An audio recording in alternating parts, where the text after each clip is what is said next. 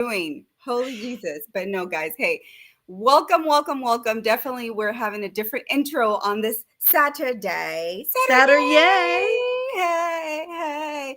Wherever you are, if you're going to be tuning into the Kentucky Derby, that's why I'm wearing this. Okay. But I'm going to actually take it off because we're serious around here. Okay. Are you going to watch it, Sia? I guess so. Apparently I should. I did not know that it was Kentucky Derby Day. I mean, because here's the deal Okay. with the Derby. They have a bunch of pre-races in advance, Mm-hmm. right? They have a bunch of pre-races in advance, but the race is like 1 minute long, Like right? 2 minutes, the fastest, right? And if you're not there, if you're in the bathroom or whatever, you've missed the race and you missed the entire purpose of the day. Yeah, I think I've missed the race like 20 times now. I've tried for like 30 years to like watch this darn thing, and so I've Oh my watched gosh. some races of the Derby day, but not the Derby, if that makes sense. Oh my gosh. Well, I've watched it on YouTube after the fact, if that counts. I know that is true. That is true. See, I don't know much about horses, and and so this is definitely a new experience for me. But the person who knows about horses, and I'm so excited, is actually our guest today. And so I'm super excited once we bring her on to start talking about those things. But yes, so today, Houston people, if you are in the area or local, we will be meeting up at Julep. Shout out to our dear friend Alba from Julep, the owner there. We're going to be hosting a networking event and actually watching the race. So I'm excited. So make sure you don't go to the bathroom near the race. That's all I'm saying. Okay, that was like me like 4 years in a row. So, no, In how the time fun! of actually it's starting is like 6:57 Eastern. That's the start of it. And so you're like, that is an odd time. But then again, they talk about odds, right? So there we go.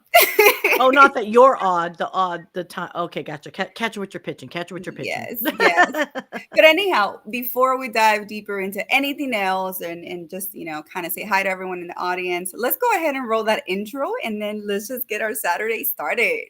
Saturday, let's go, let's go. Welcome to the Influencers Connection Corner.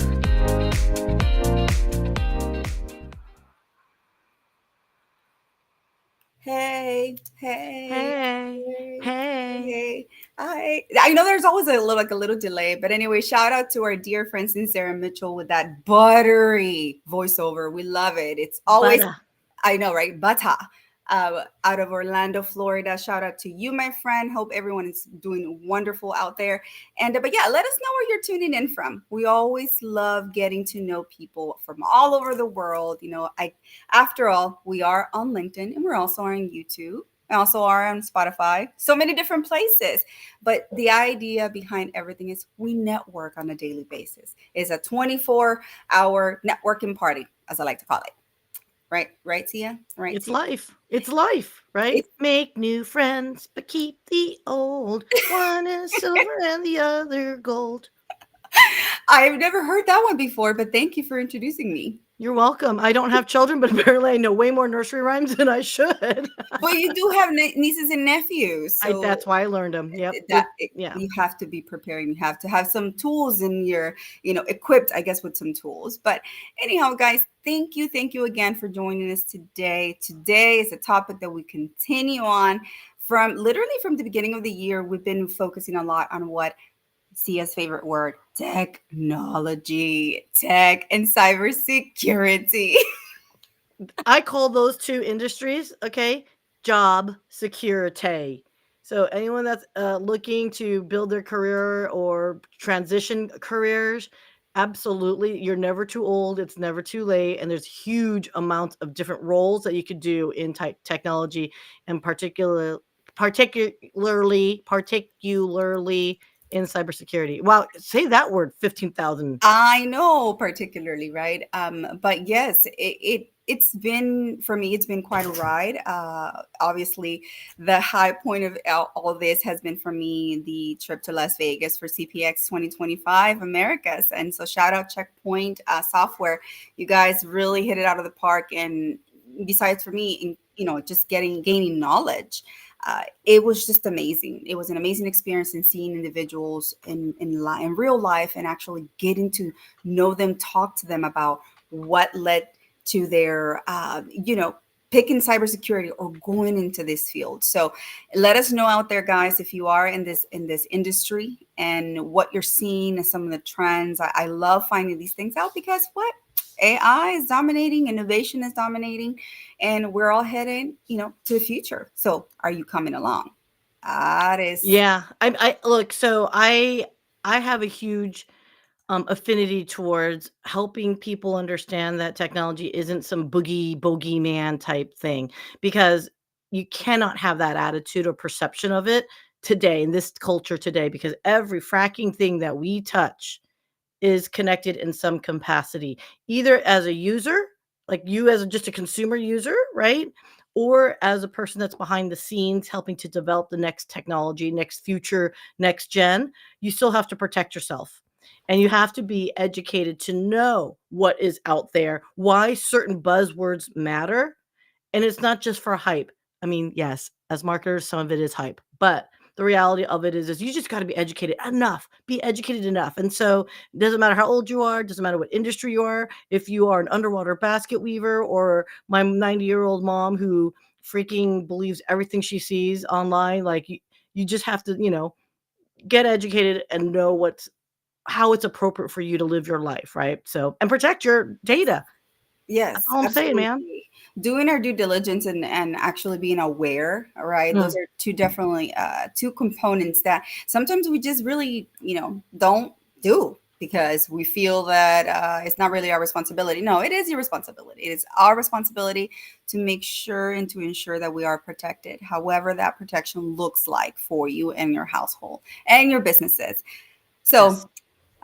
Before Speaking of protection and education, because we can just talk about it, but we know someone that can give us something really to talk about. Because I am no expert, so let's bring an expert on stage. So how about guys? Put your hands together and welcome our guest of honor today, and the amazing and one and only Micki Boland. She's like, oh my God, what kind of show am I on here? What is going on here? I know. You guys rock. Well, knowing Micki's spirit and just her whole entire persona, I know she fits right in. We love you. We love you. We loved you from the beginning, from when we actually met you online, and then we took things in real life, which was at the CPX 2025 Checkpoint Americas.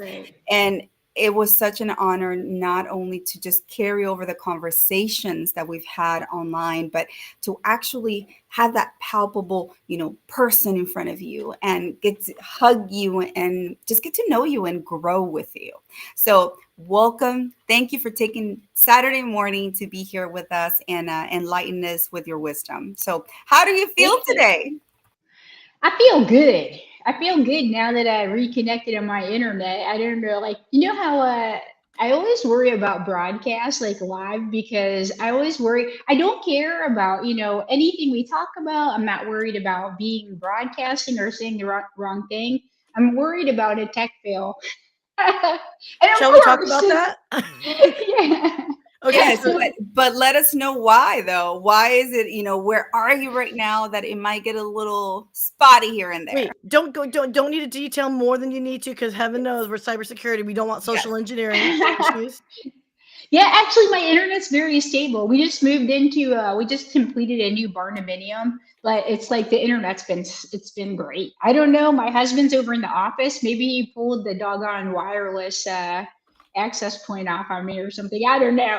But yeah, I'm glad to be here and super excited. I love you guys since I met you guys in our CPX in Las Vegas. And then Raquel, when you came and talked to the women in IT at the Women in IT breakfast and presented about branding and how we should really think about what we're doing and how we're using social media to, kind of amplify our brand and networking, and really amazing. Your leadership, you guys, both of you, what you guys are doing with your media company is just phenomenal, and you're amazing, smart, brilliant, beautiful women. So thank you. And you guys didn't pay me to say that. I was going to say, where do I mail your check? I'll pay you say more, girl. I ain't shy. Keep on going. Oh my goodness. But yes, thank you for bringing that up. That the Women in Tech session back in February with the Checkpoint software, just women and the allies who supported. There were men who also showed up, and thank you guys for actually showing up for us, because as we know, sometimes things may not be as easy for us to break into an industry to just do what we are known to do best, which is lead and innovate. We're very creative. So seeing Yes. the men rally around us was very inspiring. And so thank you for that opportunity. And stay tuned because more is coming. See We ya. can talk about it. Yeah. Let's talk about it. Let's give, by the way, a previous guest, Jessica Reese, shout out, beautiful. She actually, we've been talking to her, and she's local. She's another Texan. Mhm. And I say Texan as in you guys are Texans. I am a Californian, but whatever. I reside in Texas. But anyway, and that's for various reasons. But both sides basically tell me I have to say that, whatever.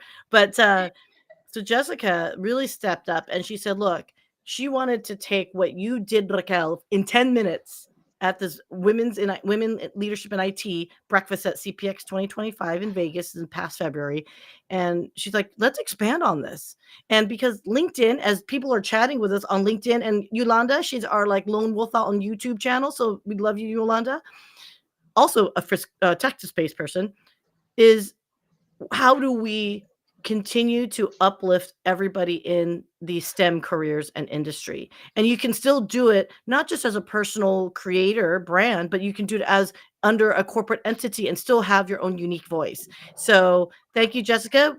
Brilliant Bee Media has partnered up with FIRE, which is an organization within Checkpoint, to foster and develop your own talent within Checkpoint. To me, you guys have done so much to really foster development within the company. And let me tell you guys, for those, when you see that Checkpoint is hiring, you should absolutely apply, because every single fracking person that we talked to at CPX had been at the company for like longer than basically all my Yeah. clothing, like 10, 20 years was like the average. I'm like, do you guys people leave? Like, what? And that's a testimonial of a company to hold people in technology. That's incredible. So, Micki, like, what is it that you love about Checkpoint? Because we can see it, but you're in it. Yeah, that's awesome. I'm going on 13 years at Checkpoint, but I took like a year in between. A little hiatus. I went to a partner and tried to help uplift a small partner in Nashville, Tennessee, and then I came back to Checkpoint. So I came back to Checkpoint, and the cool thing is that they welcome me back. The thing I love the most about Checkpoint is that I'm so curious. I love to learn. I love the team and really get into adventures and kind of, especially in emerging tech.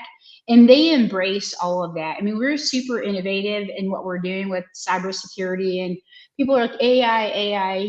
Everyone's talking about AI, but it does have a huge payoff when you're using it for cybersecurity. So there's like AI that actually it's powering the cybersecurity. But we've been innovative for a long time. People that are here, there's longevity. We have quite a lot of people that have been here for a while because it's very new venture-y feel, right? It feels very, even though it's a 30-year-old company plus, and it's 3+ billion. Our financials are extremely well managed. We do invest in research and development and product development, and the people love it because it still has a very venture-y feel. So if you want to go out and develop something, you want to create something, you want to start a group, you can go for it.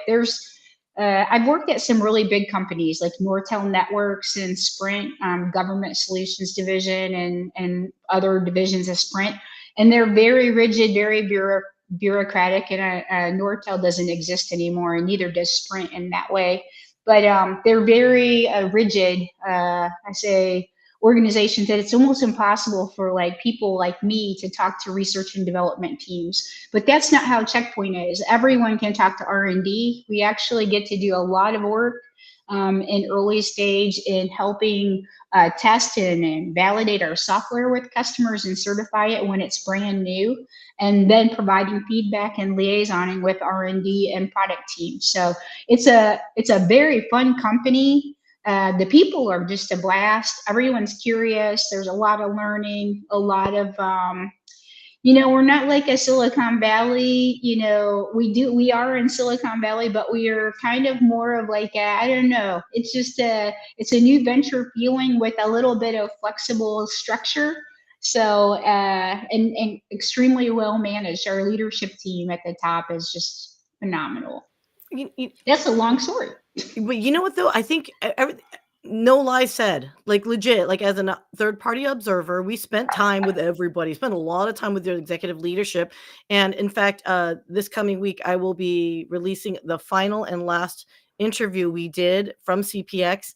And it's the climax of me interviewing with Gil Schwed, the founder, co-founder, and chairman of Checkpoint. And I'm going to tell the story, you guys, back because everyone's here on a Saturday. Everyone loves a little story, right?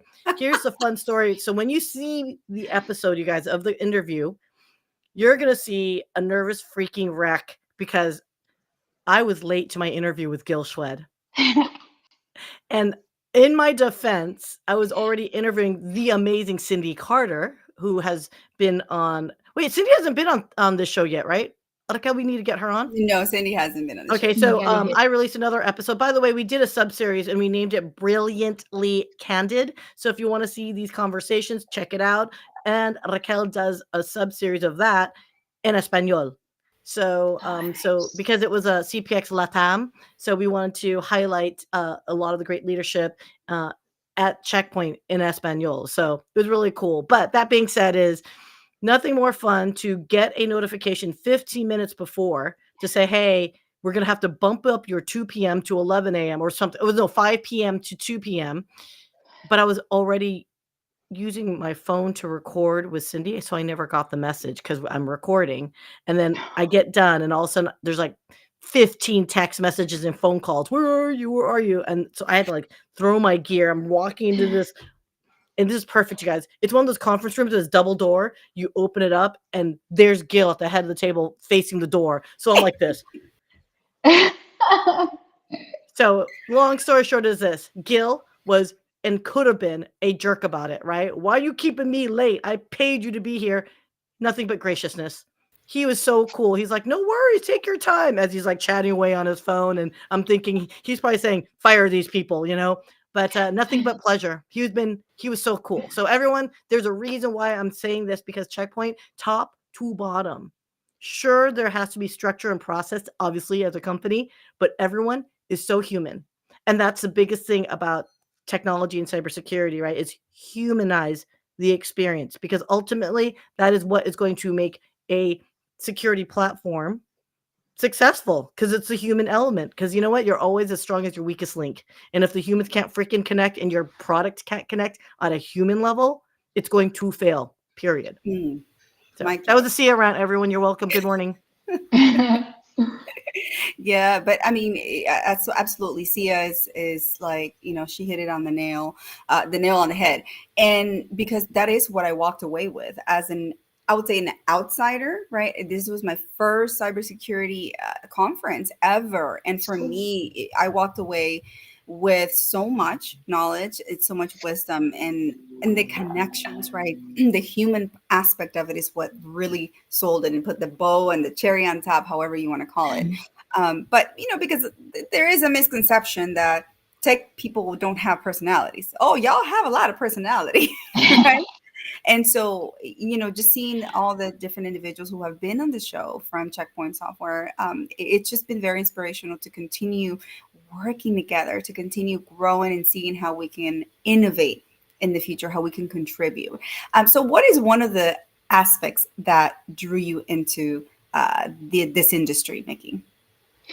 I was in emerging tech for a long time, and really at kind of like an engineer architecture level, and really putting together entire very complex systems for really large customers, including government.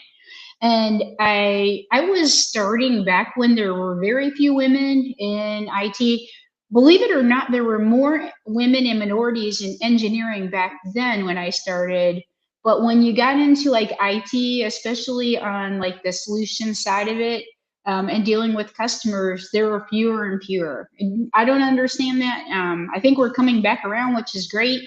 But anyway, it was like there wasn't really the concept of cybersecurity. Back then, it was, it was more about connectivity, network connectivity, and internet connectivity, and actually making things communicate well. And hacking was really breaking stuff and fixing it, or, basically purposely breaking things and then testing them and doing QA and QC and then getting them to work again. So it was, I'm pretty much an old dog, but I think that what led me to Checkpoint is really a friend of a friend was in digital forensics, which I was doing. I had my own company for a short bit, and we were doing a digital forensics company, women owned, veteran owned. And he actually recommended me to come to Checkpoint because they were looking for like a diamond engineer. But when I interviewed, they were like, "Oh no, you need to be talking to customers every day and doing solution, architecture." So that's really where I started with global system integrators. And like, I love cybersecurity because first, you're always learning. If you're a curious person and you like to learn, we will never stop learning because you have to know all of the tech, all of the IT stuff, emerging tech, and then you have to understand where are the security gaps and basically underpinnings that need to be in that whole ecosystem and actually providing security control. So, and it has to be something that, like, we could go in and say, okay, around this area, we could put like concrete barriers and perimeters and guard towers and stuff like that. But no one could ever do any work. So the idea of cybersecurity is to work with people in context of how people use technology. It's not to make it painful or, like, it's to really augment the human. So I think that's kind of why I really liked it. And Checkpoint's always been like that. You talk to Gil. Gil is very humble. I think we need to write a book on Gil. I'm trying to find out if he's open to it. But I think, like, if you look back, he had the first stateful firewall technology. He patented it. It was unheard of. I mean, this was the beginning of, this was like DARPANET, going back to the beginning of the internet. It was earth shaking, right? And like, that's how the company just exploded. But he never stopped pushing for like innovations. We're doing firewall technology now. We're doing advanced security, advanced threat prevention, endpoint security, mobile, right? So it's like, but all of it was never to stop the human or the business from achieving their business goals. It was really to augment and actually support. So, like, really quick example is a lot of people hate their email security at their work. Oh my God, it stops the email. I need this email from somebody. It had an attachment and it got blocked. And now I have to go, try to figure out how to get it released and all that. We don't do that. At Checkpoint, our email and collaboration basically, and I'm not trying to do a Checkpoint commercial, but it works with the human. All we do is strip all the active content out of it. We still give the document, the attachment, but there's no macros, there's no background running, there's no scripts that can run, there's no hyperlinks. We basically extract that active content, still provide the information to the attachment and the information to the person, the user. So like, the thing is that we've always felt like it is it's enabler, right? It's a business enabler or empowerment. It should be speed of business. Cybersecurity should be. And I feel like that's kind of the DNA of the company, and that's what really brought me to. You nailed it. Like, you can tell the vibe. I mean, look, there is something. I have a theory. When you are given the gift of massive intelligence, sometimes, I'm not saying all the time, just sometimes, you lack other areas like social graces. You know what I'm saying? Like, I won't talk about specific people, but when you got that hyper intelligence, sometimes that humanity side is somewhat a little bit lacking, a little robotic, right? Gil's actually pretty high EQ as well as Yeah. high IQ, right? Yeah. And that is like the most unusual, and that's why you have to be like, I'm not worthy. I'm not worthy. But you also know the most successful humans in general, whatever your level and whatever level your job is that if you can master that EQ, IQ, I think you're the most well-rounded and the happiest person probably, right? Is Yeah. because you're in balance. And yeah, it's I just a agree. pure inspiration. And I think it shows in the product design and the way you guys go about things. Is he risk averse at times? Sure, maybe that's, whatever. But at the same time, when you are a cybersecurity company, you can't be, jumping all over the place. You really have to make very, I think, slow and steady Hmm. and build that tank strong versus the most mobile tank. And I've seen other companies go for like, oh, we're going to go pure future trends, but it's not necessarily the best product. What are your thoughts? You've 13 years here, you've been at other Yeah. companies. How is it that like you see Checkpoint? Because this year I see a lot of forward thinking, but it's kind of like forward thinking with this like tank at the bottom, like still like we're reaching out, we're broadening. What is it that you guys are doing where you're collaborating with your frenemies, right, Hmm. to give a better solution, right? What are you seeing and thinking? Because with Nadav taking over, right, as a new CEO, are you seeing a shift within Checkpoint being much more risk, not averse, but the opposite of risk, pro risk? I can't. Yeah, I know what you're saying. I would say I think three things. I think Checkpoint has always been about sustainable growth, and you would hear in the past like we may not like be the first to market, but we try to have when we do bring a solution out that is one, it's a secure platform, right? Security of a security platform is kind of important because it would be like, why have a security platform if you're not going to secure it? So we really care about like, QAing, making sure everything is tested properly before we roll out stuff. The second thing was always about innovation with Gil. And the third thing was really about people. But you would see that there was very much centralized kind of control around the headquarters, right? The leadership. We had autonomy in the regions quite a lot, but there was still, kind of like the central decision making. And what we're seeing now with Nadav, and this is all public information, but I think there's a sense of urgency, and the sense of urgency is coming from really focusing on the areas where we are leading or can lead and very effectively drive this market. So we're seeing like we were working with this cloud native application protection platform. We had bought Dome9, which was a company. We had bought Protego, which was another company, and another company that did code security called Spectral. And we rolled this into our Infinity platform, which is our security platform. And it was great, but they realized that it was kind of like pushing the rock up the hill. So over and over and over. And what we did is we did an alliance with Wiz, and Wiz is the market leader. And so we're actually having an alliance now, a strategic alliance. So customers that were on our CNAP they will move to Wiz. And then we're focusing more on like our SASE. So the idea is now is, I think most companies, which I talked about this for years, that there will be a time where companies are virtual. I mean, when I'm saying the entire company was built on virtualization, like you don't have employees in the US. Maybe you have some employees in the US, maybe you have some in Mexico, Latin America, maybe in other countries, in India and Ireland. They're working together and they have autonomy within the region. They are part of the company, but they're very in their country. And the idea, I think, COVID kind of kicked this off with people working from wherever because everything was shut down. Hyperscale, remote access control, and then these technologies like security services edge, and then this other technology is like basically SASE is going beyond VPN connection in.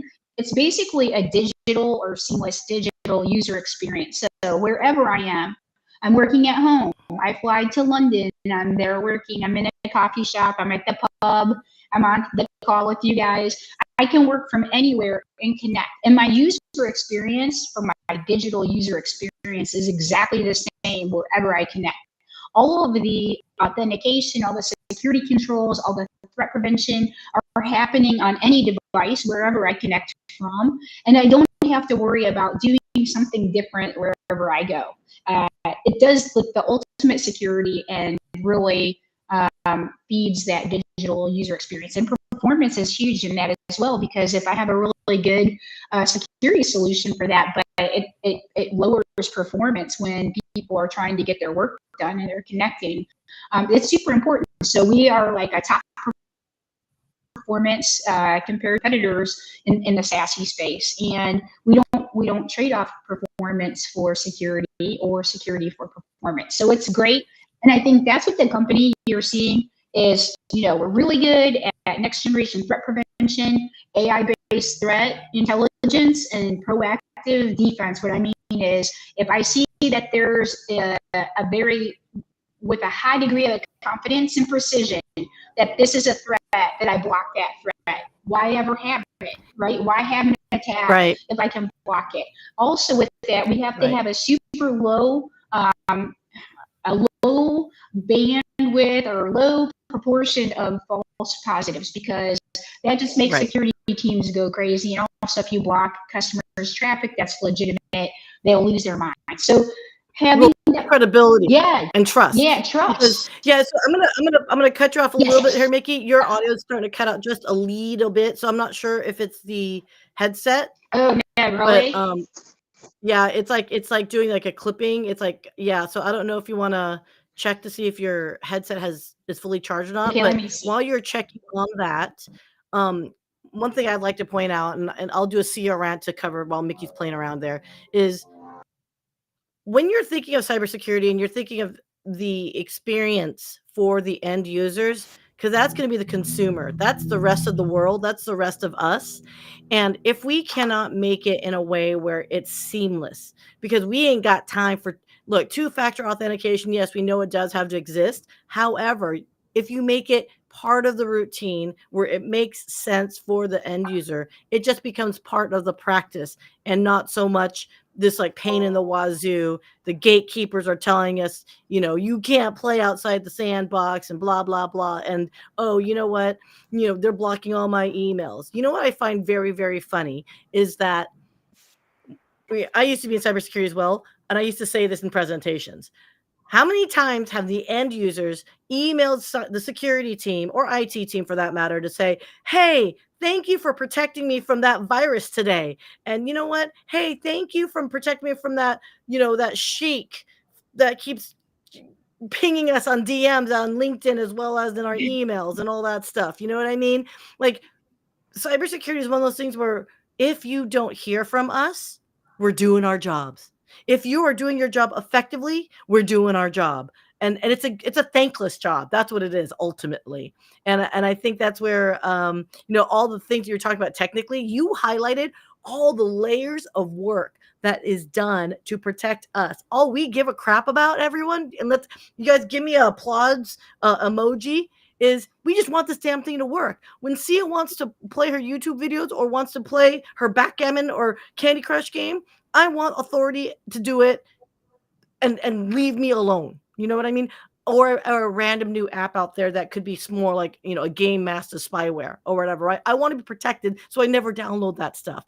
So anyway, Micki, do you agree?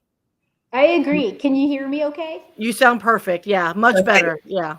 Yeah, I flipped over. So I didn't know if it was my mobile hotspot or my Wicked earbuds. So hopefully this is better. Yes, I agree 100%. And that's the thing is, like I say with a lot of words, is ultimately it is a people experience, and the cybersecurity that's underpinning and protecting like your data and making sure that it's you and helping you understand that where you connect, you can trust, that you're not connected to like a spy network that's watching you on your wireless access point.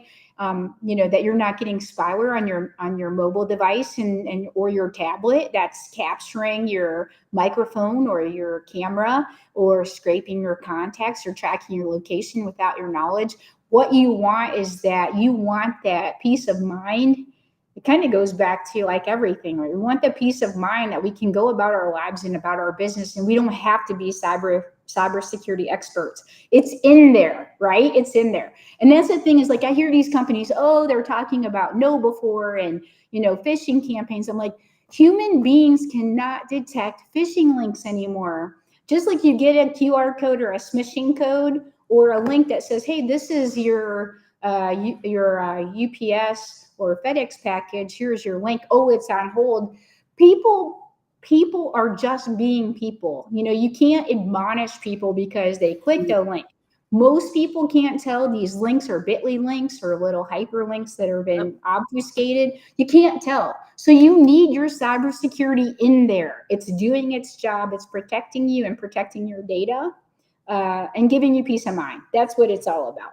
Okay, so I'm going to shift gear because Micki, I think there are days when we're like preaching to the choir. We are like talking our ear off. Like, bottom line, kids, trust that the technology that you are in when a corporate background is going to help support you. But sometimes, look, it's always a war battling, for the next gen, whatever attack that might be. So, Micki, what keeps you up at night, personally and or professionally?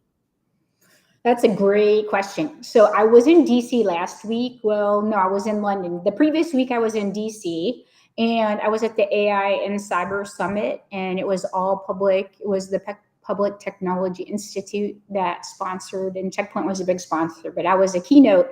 And I was talking about these gray swan or black swan events. So if you ever want to read some really good books, like an author that I highly recommend is Nicholas Nassim Taleb. And he wrote the book Black Swan and also Anti-Fragile and a couple other books. But he was a really cool, really highly specialized AI machine learning kind of trader. When I say like Wall Street trader, right? And so he's written some books. And what the, like, I guess the synthesis of it is that in everything we do, we need to think about being resilient. And this is in our home lives. So if you're thinking about, hey, I've got a generator in case the power goes out, or I have food, I have water, and all those things. I have my gas, my diesel is filled up. It goes to that in everything we do. And it also goes to businesses and governments and infrastructure in terms of like the power grid and everything. We saw what happened in Spain and Portugal this past week, right? So the idea is that there are these things called black swans, and black swans, you might say black swan is the most magical, majestic, beautiful swan that could ever exist. But no one believed that there were real black swans until they saw them. In reality, black swan is so rare as a real swan and gorgeous and beautiful. But in risk, it's real bad. So black swan is an event that is really almost impossible to predict in any way. It comes from nowhere, it's just like devastating. And we might say that COVID, although I think there are some precursors to COVID. So where am I going with this? The presentation I did was on, can you tame gray swans? And the idea is we're going about our lives, and we are consuming media, lots of media. A lot of people are consuming media from social media applications, and they're not like really checking. They're not really fact checking. They're very, I want to say they're very apt to just believe what we see every day. And wait. Are you talking about things like, I don't know, like politics, for example? Okay, yeah, that's me. that's the one. That's it. That's all I'm going to say just for a second. Yeah, I'm not going to get political. Yeah, no, we're not getting political, but our politicians are using these types of technologies. So in AI, we have generative AI that is very good at creating synthetic content. Synthetic content can be deep fakes. You heard this. Oh my God, by the way, we got to talk about the G20 movie I just saw last night. But it just came out on Amazon. Oh my God. But anyway, so deep fake is fake news, fake audio, fake video, fake media, right? Yep. Well, Interpol and Europol said that by 2026, 90% of all the content on the internet will be synthetic. Generative AI has pushed the capabilities of making very, very convincing videos, images, audios, news, and actually rolling them out and distributing them very quickly with very little defects, right? It's almost perfect. The technology is so convincing. It's so perfect. It's like Hollywood quality style, media now.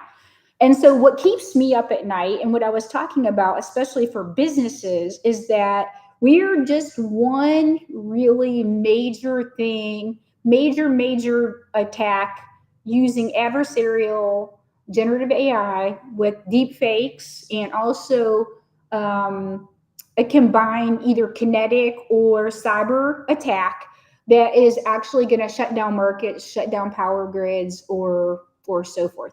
The thing is, for companies being attacked, we can say, okay, there are nation states that are attacking our government agencies every day. They're using fake media to sway people, to change opinions, to create like a false flag where it looks like somebody's doing something and it's somebody else, another country, but it's really the bad guy country. But we're also seeing this in advertising, which is a good thing. Hey, we're just doing some advertising. It's kind of fun to have these Hollywood quality videos being created by generative AI. But in a business, it's not cool. So No. what my thing was the thesis of my thing was the Gray Swan is an event that is highly unlikely and improbable, but you can predict. You just have to think outside the box. Prediction is, I'm at a company, I'm a publicly traded company, our stock's doing great. We're a target now for cyber attacks always. Any successful business, and even those that aren't, are attacks or targets for attacks. So while precursors of attacks are coming, there's like subtle signs. There are people registering fake media accounts underneath my corporate domain. There are knockoff websites being registered that look like my domain.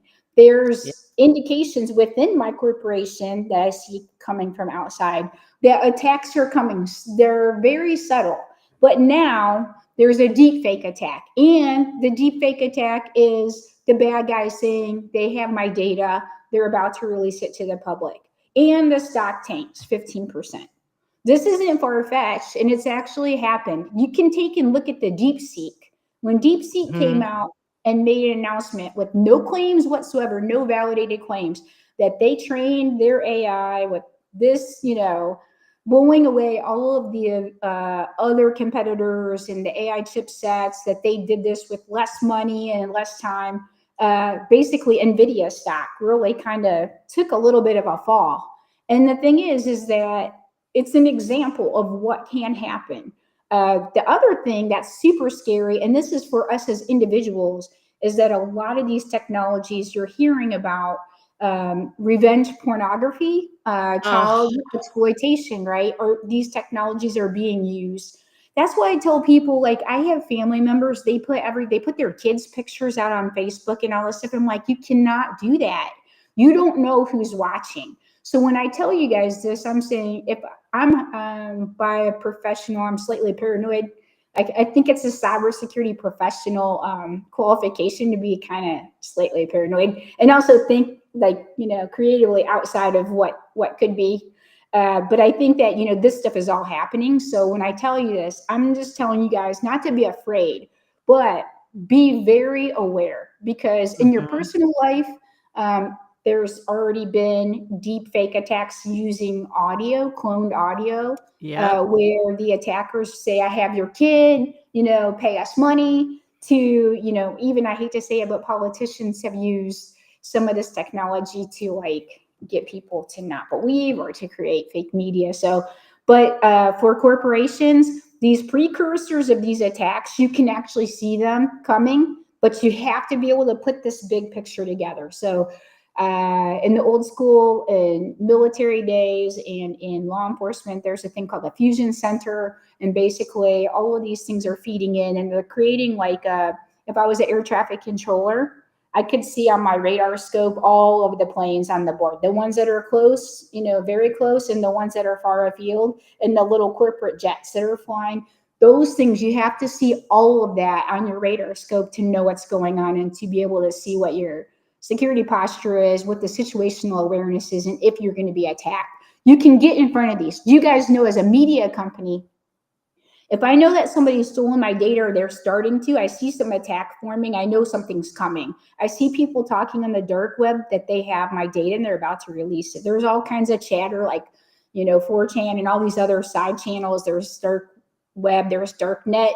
There's all kinds of intelligence signals buzzing about. But as a regular corporation, I might not see that unless I'm listening for it and I have a way to get that information. You can see that this is coming. They have your data now. They're about to release it. Your company can get ahead of that with prepared with the incident response, with your press release. And then if someone does release something as a deep fake or some type of fake news, saying that they're now going to extort they know about your customers, they're going to extort them, or they stole their credentials, you can be in front of it. And that's the whole thing, is taming these gray swans and stopping these things from happening is really getting in front of the situation, but you have to be able to see it. And for us as human beings, individuals in our homes, in our communities, our church, families, we have to tell our friends and families about the technology and just make them be aware, right? Don't believe, use a zero trust approach, right? With content, even phone calls you receive, right? Yeah, let me add this, so everyone, just to clarify, zero trust literally means exactly that. For those that are, again, not in the technical space, trust no one is literally what we're saying. Even if it's coming from a friend of yours that's in the cybersecurity world. So case in point, I have a buddy, he's a cybersecurity architect at a company. We sent, as friends do, we send each other jokes and links and funnies and stuff, right? Well, he sent me a link, no context, just sent me a link over, text. And I almost randomly clicked it because he's my buddy, of course. And he's in cybersecurity of all things, right?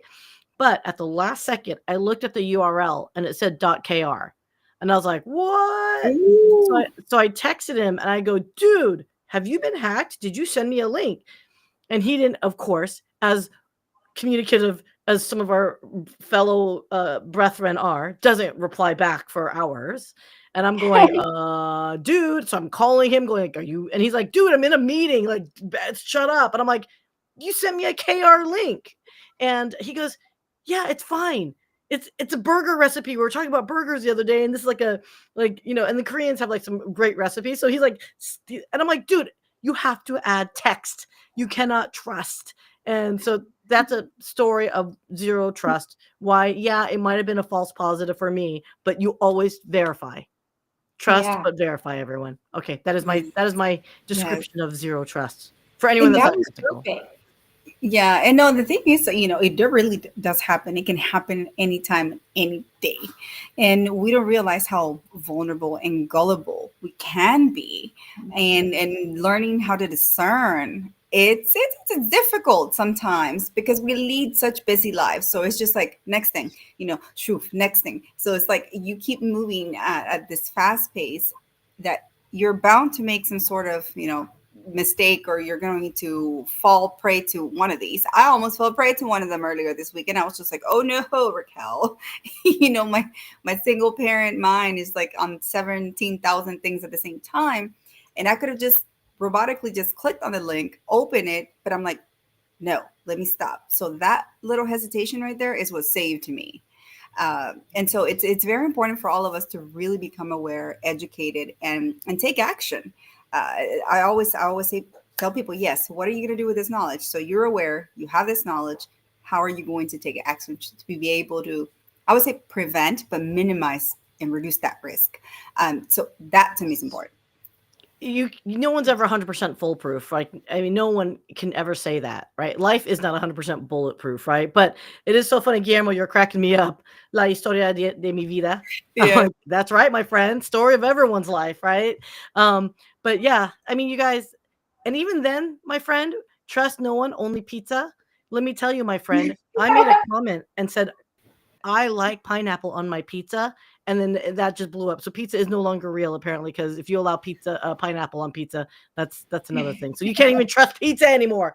Oh my God. Now I'm hungry. Jeez. That's Okay. the best pizza ever, man. The Hawaiian with pineapple and Canadian bacon, or Mm, Ooh, so and good. jalapenos. ladies. Gosh. Mm. Now see, now I want to go out and have a little sip and go eat now. I love it. I love your Kentucky Derby hat is awesome. Thank you. Thank you. I'm super excited. But one thing that I did want to acknowledge, just because it's such an ingrained, in our culture, and just respect, and you're just an awesome superhuman, superwoman. You are a veteran. You served in the military, and thank you so much for your service. Army, Thank you, correct? guys. Yeah, Army. Yep. Oh, go Yes. Army. Go Oh. Yes. Army. So, tell us a little bit about that portion and how that's added to your, to your knowledge and to your wisdom and everything, your expertise in cybersecurity. Just because I think it's very important, also. Awesome. I'll keep it super brief. I was a little wild child, so I was kind of like a little party animal. And I went into college and I dropped out after a semester because I was just partying like a little maniac. And I was like, I really need some discipline. And so I was deciding to go in the military. I felt like I wanted to serve, but I think it was also too is like, what am I going to do next? Maybe I'm not college material. So I got in this really great electronics program. So it was a year-long training, which is called AIT. So I went through boot camp and went to AIT, home of the Signal Corps, Fort Gordon, Georgia. And that really started me into like all the tech. So I was doing some computer science. Back then it was like, seriously, we go over to the university, we use punch cards. I don't want to age myself, but yeah, that's how it was. And it really got me, it gave me a lot of discipline, and really I had a strong sense of service, but I needed like a way to direct that. So that was really good discipline and service.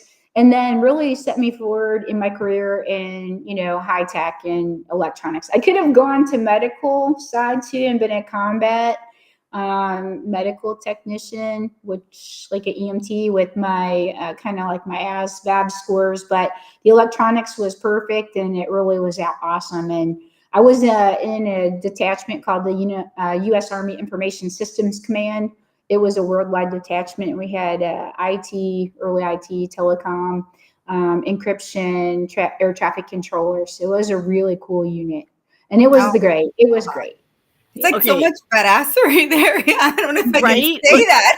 It's badassery like for you specifically, but in general too, though, because Checkpoint is Israeli based. So many of the folks have military backgrounds. I'm going to argue this in technology, and for those that go into the military, I think that's a great opportunity to see how the government side of life, if you want to call it, like does cybersecurity and the technology around it. It's not necessarily 100% the same. And I think it's fascinating because the discipline that military fosters in the troops is so applicable in civilian life, but particularly in cybersecurity, because you do have to checklist a little bit, right? To like figure out if you're on the, team that has to fix an issue versus the red, blue, and purple teams. Like you have to think outside the box if you want to like think what you predict is going to happen, right? And kind of hopefully hedge bets. There is the red team that's like, blue is like the recovery side of the team, and then the purple team is like a mixture of both, right? Like Right. I think it's like a puzzle. It's like a game. To me, it's like it is like, oh my gosh, it just reminded me, and I totally just like randomly like, I'm sorry, kids, I'm still waking up here. War games. Do you guys remember war games in the 80s? So shout out to Technophile Real Talk, of which Checkpoint does sponsor that show. So thank you, you guys. We did review war games. And that to me is just like from the 80s, that predecessor to the world that we're experiencing today. And so it's granted, it is Hollywoodified, but it's still such a fascinating thing to think. But anyway, Yes. I digress. Um, Raquel, I know you're going to try to get to a derby, and I'm okay. rambling on. And Mickey's got to No, tend her it's beautiful okay. horses and ranch. It's okay. No. One of the things that I admire so much of Micki is just because, yes, she has this amazing story of resilience and, innovating and being one of the first women to pave the way for so many of us, and so many of us from the future. And I think about my kids. I think about my girls. I have 2 girls, and I'm trying not to get teary-eyed over here, is because my 11-year-old is going to be in middle school next school year. And I'm like, how the heck did we get here? I just had you like not too long ago, and now you're going into middle school, and she loves STEM. She loves everything that has to do with science and technology and math. She's gifted. What is a message, or a parting message that you can leave them for the future to continue on this path and not get derailed for any external sources? What would you say? I'd say follow your passion. Like the thing is that kids can do anything. If they already have an aptitude for that, you just need to fuel it, right? I mean, it's just give them every opportunity, expose them to everything. And maybe it's not coding, maybe it's design, maybe it's working with robots, whatever it is. Maybe it's building stuff in the lab, maybe it's chemistry, right? Maybe it's, hacking. But there are so many things kids can do. They don't have to wait until they go to college. They can start doing robotics and hacking clubs now, coding clubs, even art. So in STEM is now people are putting STEAM, right? Because there's a lot of digital art and technology in the art that is coming in. There's also making stuff with technology that's artistic. So there's so much opportunity. Just power them.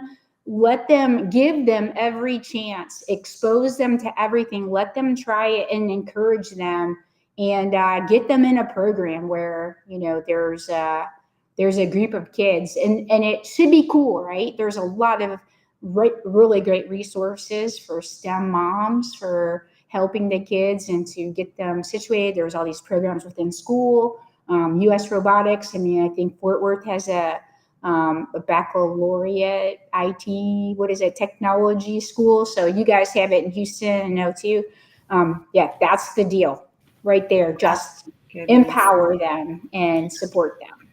So Oh my if I can gosh. add about STEAM real quick, because people don't think the arts side of it applies to tech.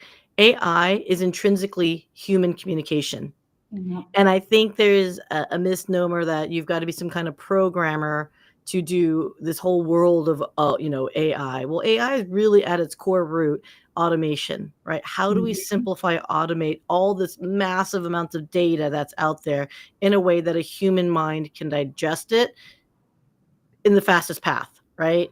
And you could be an artist, you could be a copywriter, and still have the ability to participate very much in the world of our society that's we're evolving into.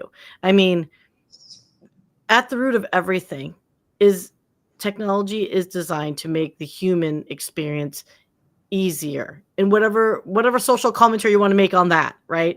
But that's where I think I kind of want to bring us all back down to is this is why talking to you, Micki, is so fun, because the technical dirty dungeon works and bolts of it all, but at the same time you know it's us at the end of the day Yes. that it's for, and getting to know you, and the fact that you are relatively local. I know it's a haul for you, but for us to, like, if we need to and want to, we can still physically all get together, because Yeah, we that's what the should. whole is, That would be right? awesome. So Yes. I'm just so happy that we've met, That and would it's be just amazing. such a validation of everything all being done and said. It's about us connecting, and that's to me the big thing. I love it. Thank you I guys totally. so much for the opportunity to come and talk with you and everyone. Thank you guys. Oh, thank you. No, and then obviously, how everyone can find you, connect with you via LinkedIn. That's the best way. Yes. And I know Micki, she's an amazing individual. She loves to connect. Yes. She really pours into that human side of things, and that's why she was a perfect fit Yes, right. for our show today. So thank you for the knowledge, the wisdom, and everything that you've imparted. I know we're going to continue our journey of growth, and with Checkpoint by our side, just because you guys are amazing. So thank you, thank you, thank you to Checkpoint. Thank you so much to everyone. And then our amazing another sponsor as well. So Sia, let's go ahead and give graces. And guys, we shall see you next time. Enjoy the Derby.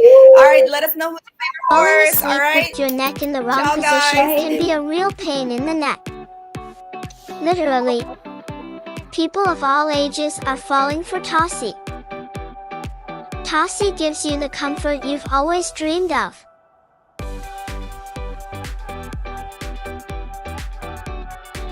Go to TossieBrands.com and get your comfort on.